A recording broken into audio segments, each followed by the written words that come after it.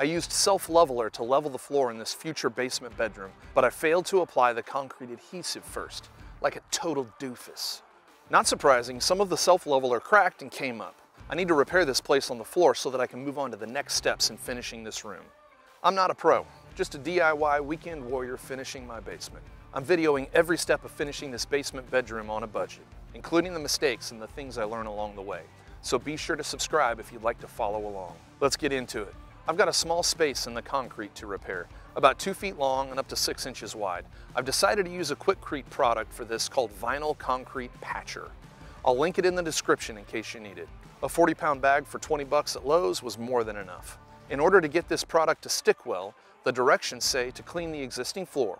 So I use a shop vac to get the dust off, and then I use some water to flush it, which I also vacuum up. Now that the site's ready to receive the new material, I'm ready to mix it up. Just add water?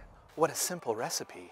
The directions insist that I wear skin and eye protection, so I don my concrete PPE and get to it. I don't want this concrete patcher to give me COVID, so I play it safe. I decide to mix this stuff in an old paint tray and use some drywall joint knives to mix it. The directions suggest roughly 10 ounces of water per 5 pounds of product, so I get to mixing. When my compound is roughly the texture of concrete, I'm ready to add it into position. The directions make it sound like this stuff will start to seize up in 30 minutes or so. By my back-of-the-napkin calculations, this means I have roughly a half hour to get this done. I know what you're thinking. He did that calculus in his mind? Yes, he did. Yes, he did.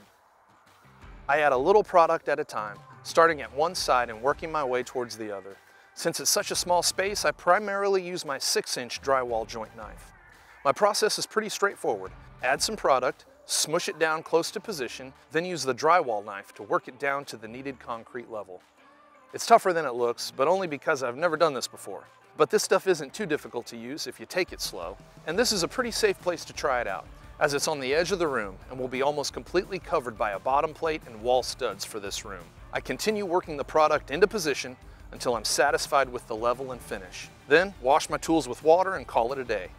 I had 30 minutes to complete this job, but it only took 10. Now I have an extra 20 minutes to ponder life and yell at the neighbor kids to get off my driveway. Life is good. See you next time.